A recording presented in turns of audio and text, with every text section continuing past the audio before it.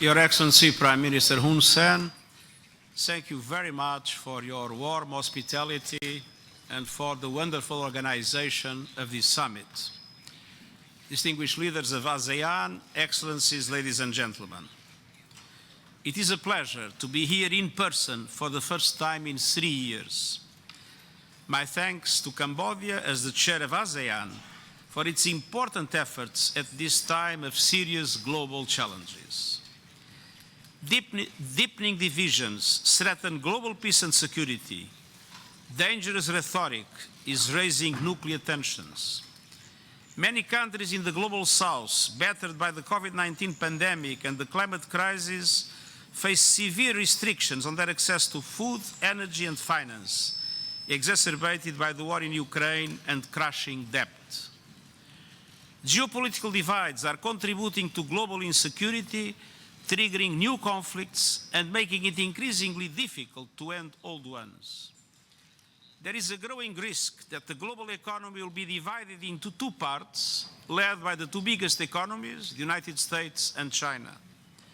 A divided global economy with two different sets of rules, two dominant currencies, two internets, and two conflicting strategies on artificial intelligence would undermine the world's capacity to respond to the dramatic challenges we face.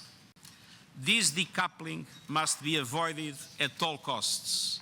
And ASEAN member states are particularly well placed to help bridge it. We need to strengthen our collective efforts to find multilateral solutions, weather geopolitical storms, and get the SDGs back on track. And regional organizations, including ASEAN, have a vital role to play. Excellencies, the political, security, human rights, and humanitarian situation in Myanmar is sliding even deeper into catastrophe. I condemn the escalating levels of violence, the disproportionate use of force, and the appalling human rights situation in Myanmar. Indiscriminate attacks on civilians may constitute war crimes under international law. I repeat my call on the Myanmar authorities to release all political prisoners and launch an inclusive process immediately to return to the democratic transition. This is the only route to lasting peace and security. I welcome ASEAN's principled approach to the 5-point consensus and urge all countries, including ASEAN members, to seek a unified strategy towards Myanmar centered on the needs and aspirations of Myanmar's people. And I also appreciate the strong support of ASEAN member states for the work of my special envoy on Myanmar. I urge ASEAN countries to maintain open borders and provide protection and assistance to refugees from Myanmar. No refugee should be forced to return to suffering and danger. And I reiterate the need for urgent action by the Myanmar authorities to create conditions for the voluntary return of almost 1 million Rohingya refugees. The humanitarian situation in Myanmar remains desperate, and we are committed to close coordination with ASEAN's AHA Center and other humanitarian partners. Excellencies, I have just come from COP27, where I urge leaders of high-emitting countries to meet the urgency of this moment. Developed economies must lead on cutting emissions by 45% by 2030 in order to reach carbon neutrality by mid-century. And they must also mobilize each year the $100 billion pledged to support developing countries to address climate impacts and build resilience through adaptation. And they must reach agreement on compensation for countries that did nothing to create this crisis, including through an institutional mechanism to address loss and damage, also in its financial aspects.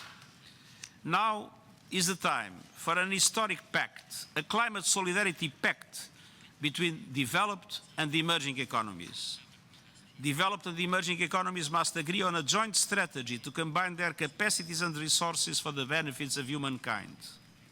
Wealthier countries, multilateral development banks, and technological companies must provide financial and technical assistance at scale so emerging economies can transition to renewable energy. I commend those ASEAN countries that are already rising to the challenge and participating in multi-stakeholder partnerships to achieve a just transition to renewables. Greater climate ambition is needed from ASEAN, starting with the elimination of all new coal investments and the phasing out of coal power by 2030 for OECD countries and 2040 for all others. Excellencies, the crisis in access to food, energy and finance will be my top priority when I meet G20 leaders in Bali next week. I'm pushing G20 leaders to adopt an SDG stimulus that would provide governments of the Global South with the investments and liquidity they need and speed up debt relief and debt restructuring. We're also working with all stakeholders to extend the Black Sea Grain Initiative and to increase supplies of fertilizers, which cost up to 3 times more than before the pandemic. And rice is the crop that can be most badly affected by lack of fertilizers. Removing all remaining obstacles to the exports of Russian fertilizers is an essential step towards global food security. Excellencies, the United Nations greatly appreciates ASEAN's strong partnership and steadfast commitment to multilateralism and regional cooperation. ASEAN has an essential role in advancing human rights, fundamental freedoms, and inclusive political participation as elements in building strong, stable, and peaceful societies. And ASEAN has a key role to play in the development of a strong global economy worldwide. The United Nations will remain your resolute partner throughout the challenges ahead, and I thank you.